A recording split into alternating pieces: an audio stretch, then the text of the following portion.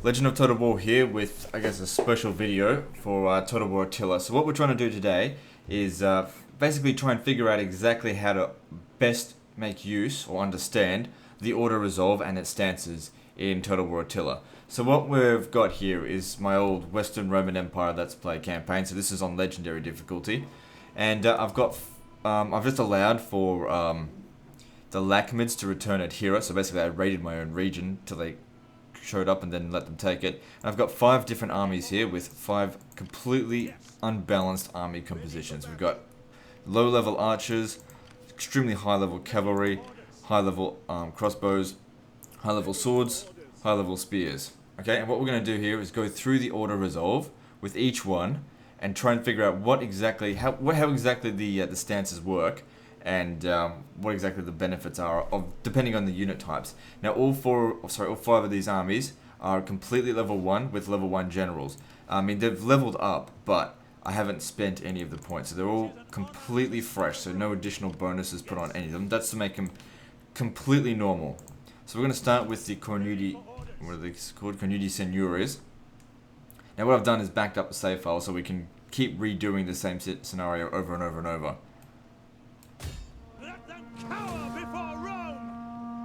So what we're going to do firstly is look at the aggressive stance. So we can see that did a lot of damage here to these 3 units. We lost 561, of course they lost everything. Okay, now let's go through one of the other stances. Okay, same scenario again. This time we just go through balance stance.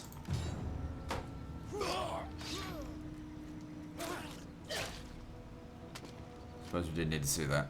And we see here that we actually took a lot more damage with balance stance, so that'll be useful for my information, I guess, if I was ever to do lots of auto resolving. If you've got lots and lots of spear units, I guess aggressive stance is the way to go. Now let's try protective stance. Alright, so protective stance, let's see how it forms.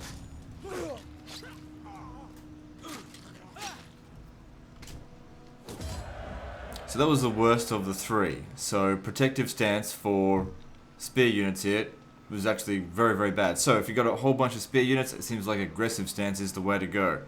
So let's now bring in the one of the other armies.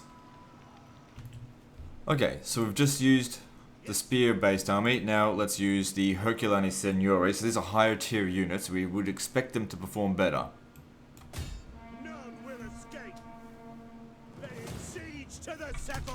So first thing, we can see that the balance of power is actually a little bit better. So let's use aggressive stance and see how they perform. So they performed a little bit better than the spears as far as men lost, but you know, this is still the unit right there that took a lot of damage. Alright, let's go see how what's it called, balance stance works. Alright, so balance stance, let's see how it performs. Performs slightly not as well as aggressive stance. Pretty much it's the same for spears as swords, so we'd expect then that protective stance is not going to perform as well as this either. So let's go check that out. Alright, so protective stance, I'm estimating maybe 550 deaths on our side.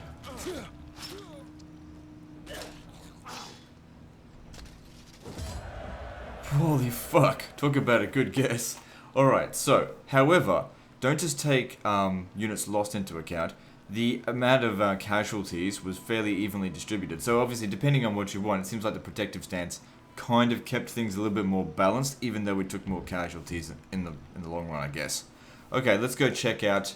Actually, before we do that, I'll just occupy this, and we'll look at the stat differences between the Herculani Signores and the Cornudi Seigneuries. So what I'm mainly looking for is melee attack and melee defense. We've got 37 melee attack, 49 melee defense. 32, 39. So you'd expect that these guys would have performed better anyway. However, you got to take into account cost. The Cornudi Seigneuries are more cost effective. Okay, next up to test would be the Ravenna Elite Belisario. Okay, now the Ravenna Elite Belisario don't have very good melee attack and don't have very good melee defense. So you'd expect then that in auto resolve they're not going to perform very well at all. So let's go check that out. The balance of power is still slightly in our favor though. So first things first, let's use aggressive stance.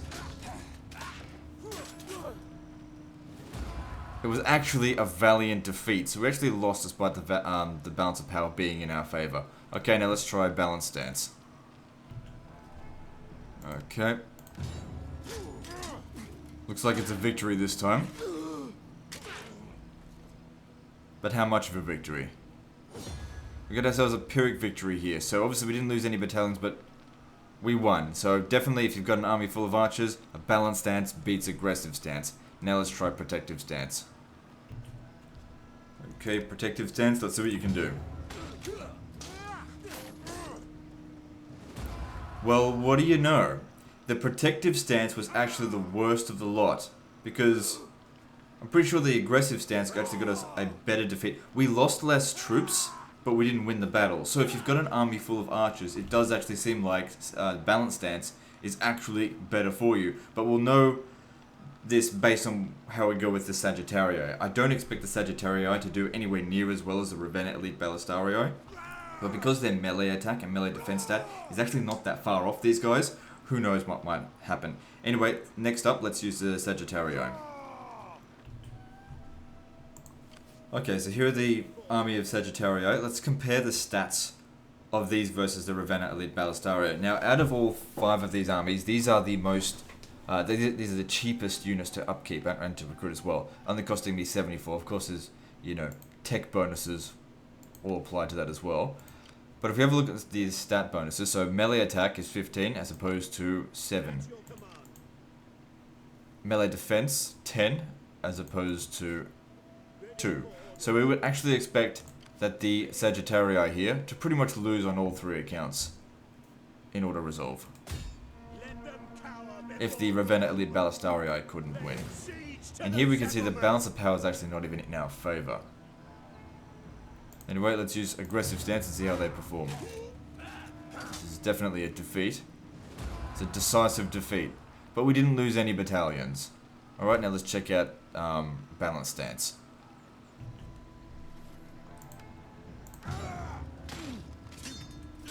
This looks like another defeat as well. However, this time it was a close defeat. However, we did actually lose 2 battalions, making this defeat possibly worse than the previous one. Don't listen to whether it says close or not. I mean, you have to look at how your army is actually faring after the battle. Now let's try what should actually be best for them, which is protective stance.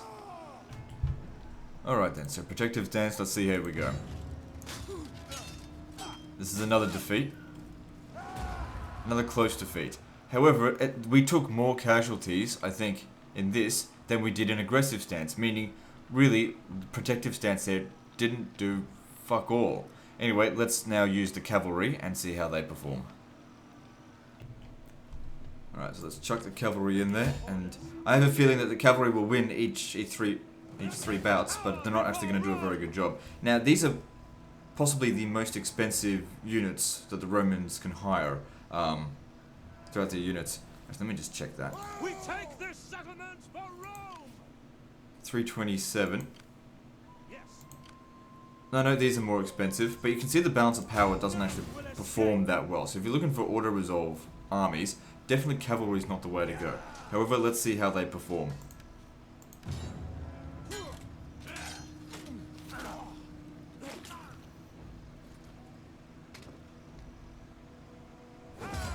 So we got ourselves a decisive victory here, losing 508 men, and quite a few units are in the red. Alright, now let's see how balanced stance performs. Okay, so balanced stance, how do you perform? Got ourselves a victory, close victory, not a heap load of difference. We did lose more men, and yeah, so this wasn't quite as good as aggressive stance. So now let's have a look now at protective stance. Okay, so protective stance, how are you going to perform? We've actually got the best resolve. No, the thing is with this it's complicated to explain. We took the most casualties, but the casualties were fairly evenly distributed. So I guess if we had to go with an all-cavalry army, you're probably still better off going aggressive stance. I mean, it's just more evenly distributed, but that being said, we took a lot more casualties. Okay, now there's one more test I wanted to do, and that's combine both the Conudi Signoris and the Sagittario and see what the difference is with a mixed army. Okay, so we've seen basically that melee infantry, whether it be swords or spears, with high melee attack and high melee defense, perform much better than cavalry, and way better than archers, which perform by far the worst, especially these guys. For their cost, which are more, well, actually they're more expensive than the cavalry, these guys performed absolutely horrendously. But for the cost effectiveness, these guys actually performed quite okay, because they're a lot cheaper than these units. So now let's combine half and half. So let me see, because we've got 19, let's switch out 10 of these for 10 of these.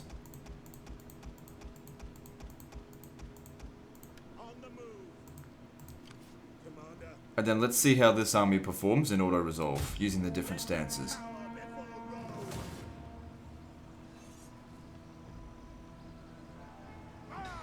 Let's start with aggressive stance.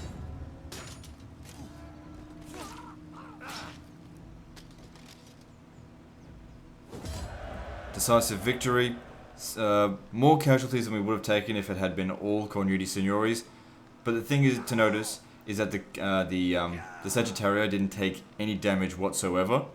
So the distribution of casualties is not particularly very good, because what you want is to have it evenly distributed, because they'll replenish at different rates. These guys have no replenishment to do, and these guys will take 5 or 6 turns perhaps to get back to full strength. Now let's try with balanced stance. Now you'd think, given our army composition being balanced sort of between spears and archers, that balanced stance would actually be the best way to go. So let's have a look at what that does.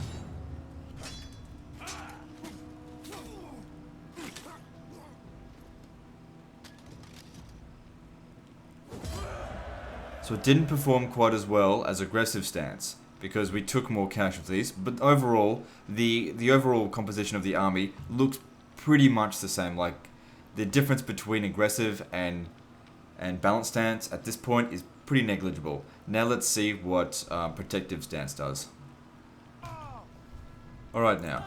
So far, under no circumstance has protective stance been better than any of the other ones in any case so far. So here's its chance to redeem itself. It says here expect lower casualties on both sides, but in fact we've expected so far higher casualties on our side.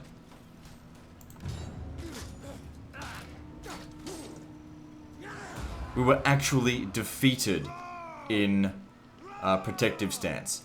So basically, guys, if we've learned anything from this video, it's never use protective stance. Aggressive stance and balanced stance, depending on what your units are like, it's fine, but under no circumstance should you ever use protective stance when auto-resolving, because regardless of whether you've got spears, swords, combination of both, cavalry, or just archers, protective stance will pretty much fail you every single time. At least when you're on the attack. Anyway guys, that's the end of this episode, so we'll see you next time. Fuckers.